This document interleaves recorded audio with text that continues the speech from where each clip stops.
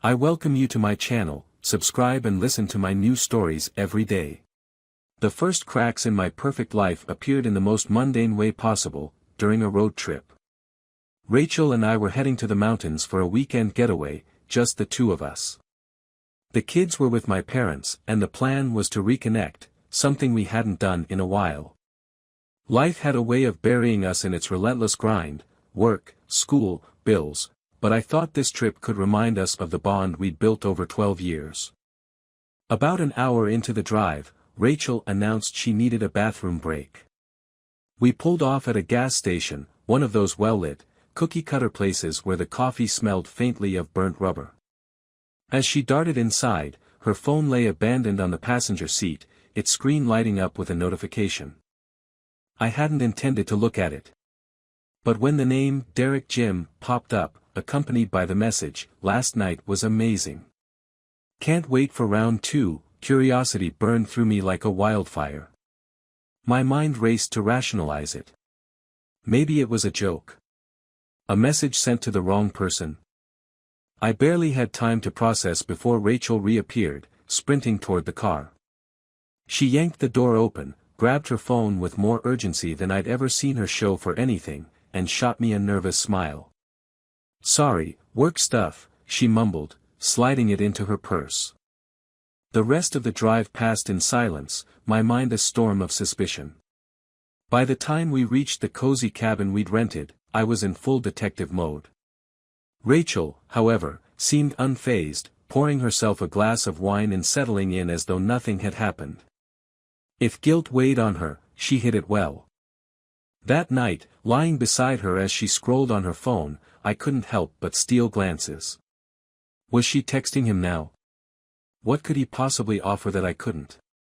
My chest tightened with every tap of her fingers. But I said nothing, swallowing the questions that clawed at the back of my throat. Back home, I couldn't shake the feeling that something was deeply wrong. I began to notice patterns I'd ignored before: Rachel's late nights at work, the way she always seemed glued to her phone, the sudden enthusiasm for gym sessions she hadn't cared for in years. My gut screamed at me, but I wasn't ready to confront her. Not yet. Instead, I started collecting clues. The first step was her phone records. I found an excuse to check our shared account and scrolled through the call log. Derek Jim wasn't just a name on her contact list, it was a constant presence. Late-night calls, midday texts, even messages during family dinners. My stomach churned as I realized the extent of their connection. Still, I needed more. I began sifting through her social media, paying closer attention to the photos she posted. There he was, lurking in the background of group gym shots, a tall, muscular man with an easy smile. My heart sank. I wasn't just dealing with an abstract idea of infidelity, I was staring at its face. I decided to follow her one night. She'd said she was going to the gym, as usual. I gave her a 10-minute head start before slipping out myself, driving cautiously to avoid being spotted. The gym's parking lot was crowded, but I recognized her car instantly. I parked a few rows away and waited. An hour passed, then another. People came and went, but Rachel didn't emerge. My patience was running thin when she finally walked out, her hand resting on Derek's arm.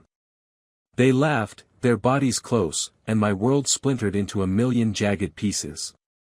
I drove home in a daze, barely able to keep my hands steady on the wheel.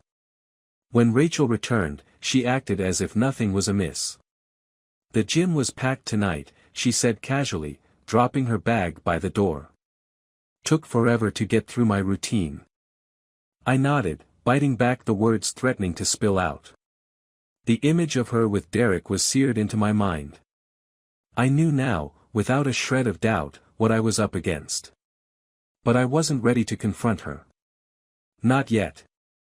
Instead, I began planning. If Rachel thought she could juggle her double life indefinitely, she was in for a rude awakening. I wasn't going to yell or scream. I wasn't going to beg or plead. I was going to show her, in the most public way possible, the consequences of her betrayal. And I was going to make sure she never forgot it. The days following my discovery felt surreal. Every moment with Rachel became a painful game of pretending. I'd catch myself watching her movements closely, how her eyes lit up when her phone buzzed, the way she'd glance at the screen and quickly set it down if she thought I was watching. If guilt weighed on her, she buried it deep, hidden beneath the surface of practiced smiles and routine affection. I spent my nights piecing together a plan, a way to expose her duplicity without reducing myself to anger or chaos. The idea of a public revelation began to take shape. Rachel had always thrived in social settings, basking in the attention of friends and family. It was only fitting that the stage for her undoing would be one she cherished most. My first step was to gather concrete evidence. Words could be denied, twisted, even erased.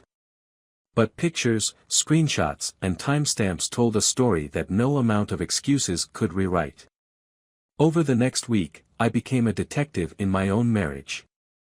Her phone, as expected, was locked. But Rachel wasn't the tech-savvy type. She had once mentioned using our daughter's birthday as her passcode, something easy to remember, she'd said with a laugh. One evening, while she showered, I tested my theory. The screen unlocked, and there it was, a trove of damning evidence.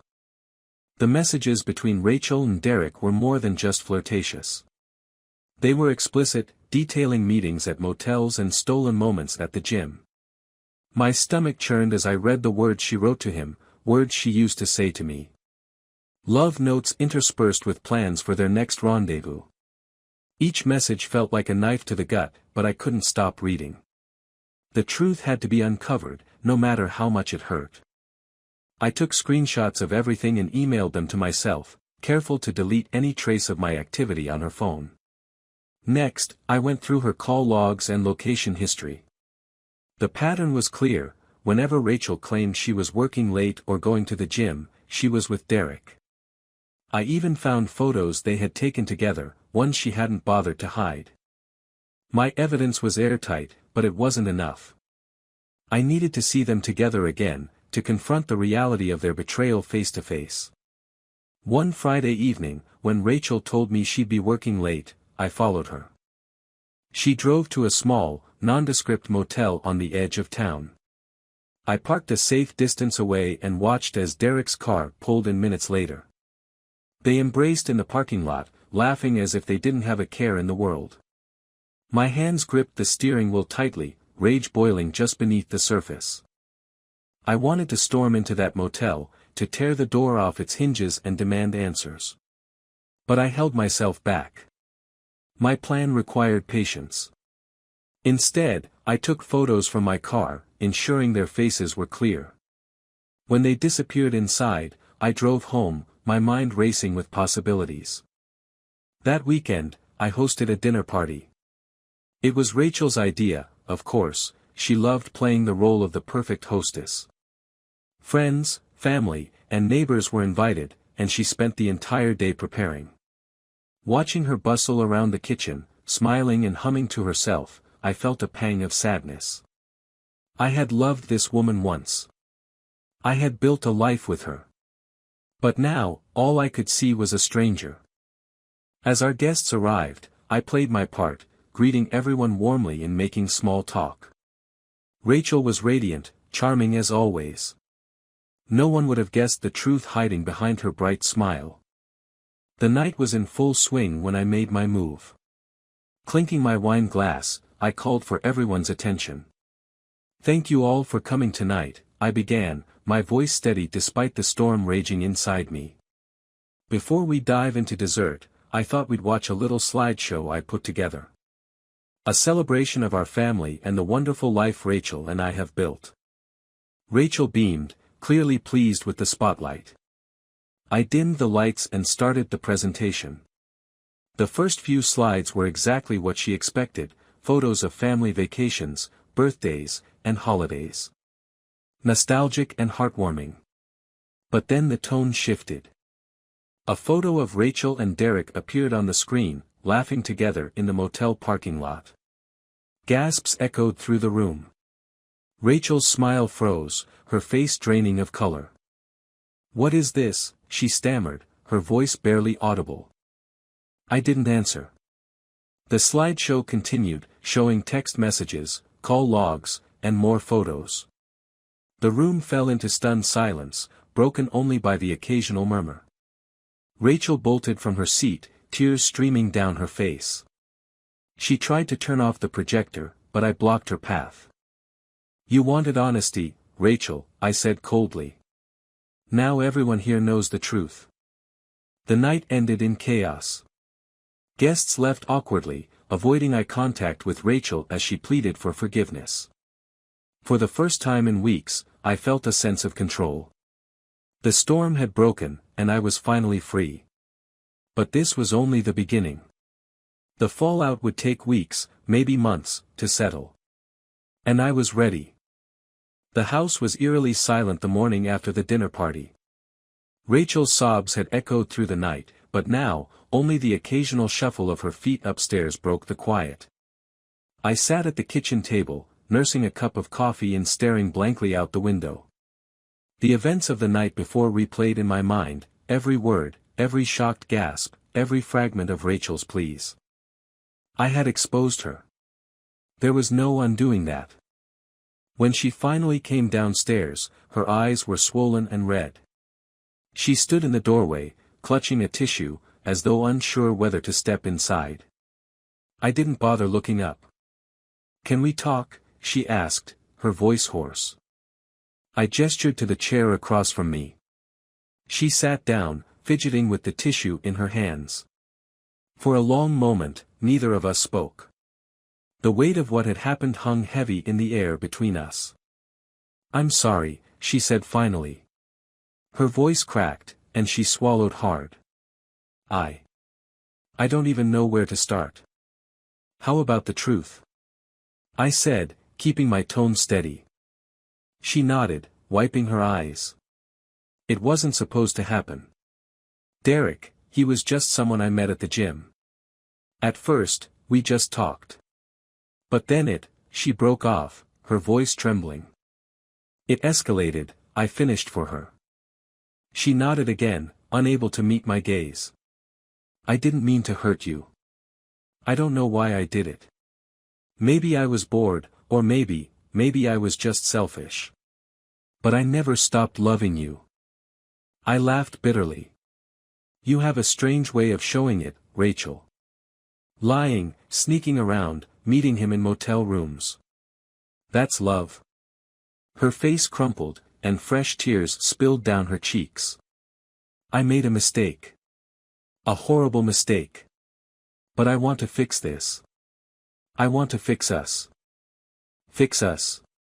I repeated, my voice rising. "You shattered us, Rachel. You didn't just make a mistake.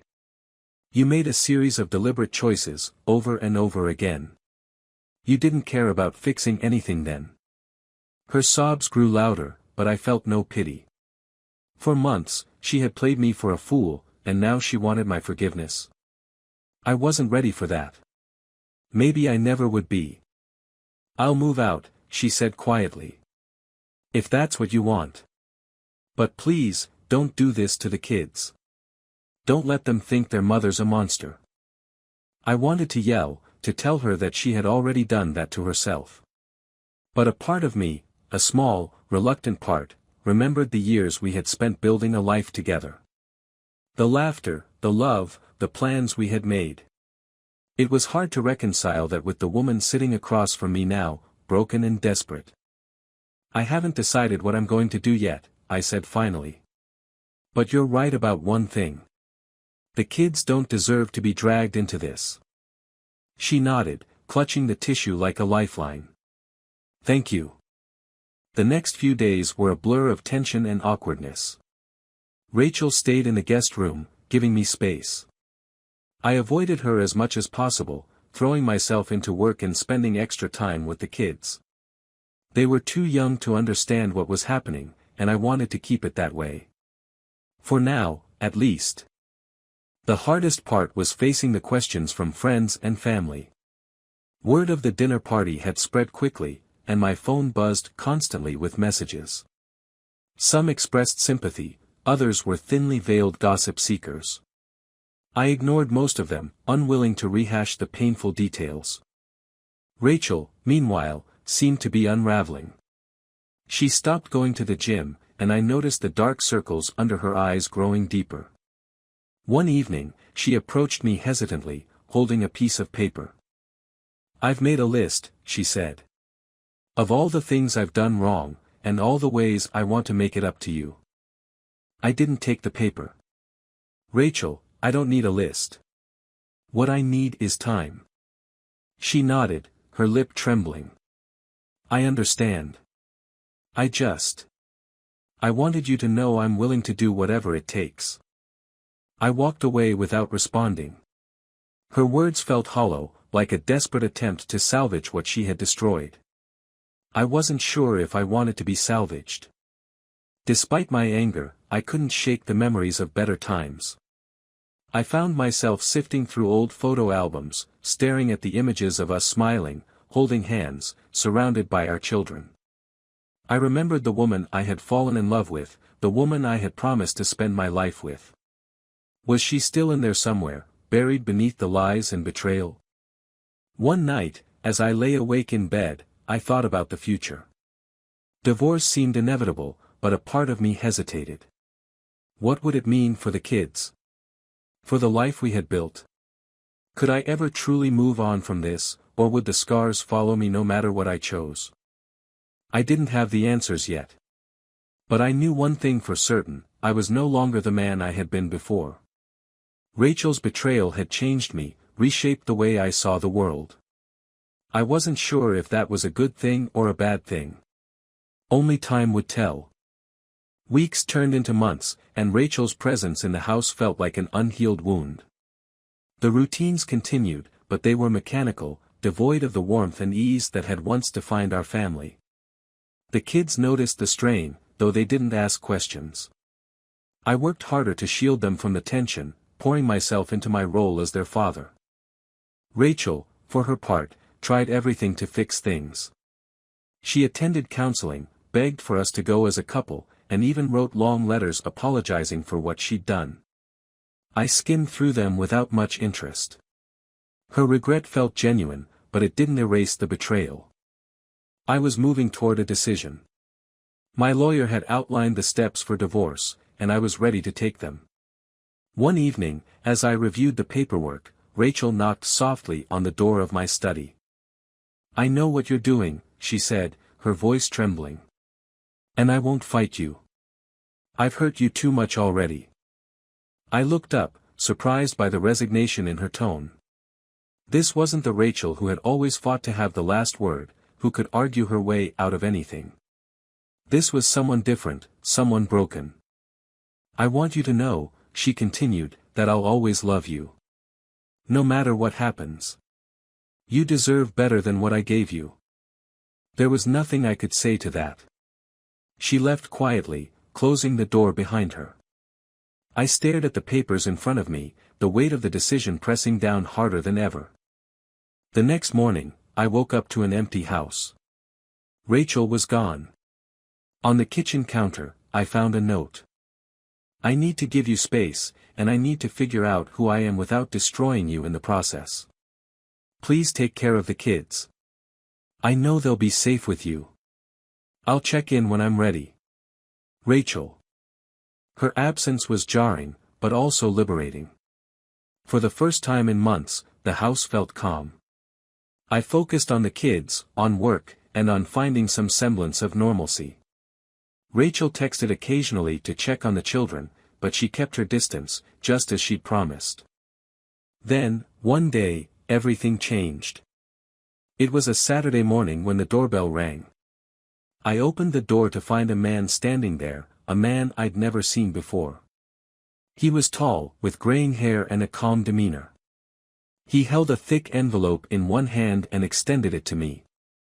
"You must be William," he said. "I'm Derek." My breath caught in my throat. The man Rachel had risked everything for was standing on my doorstep, looking nothing like the suave, confident figure I had imagined. He seemed nervous, even remorseful. "I came to apologize," he said. "And to give you this."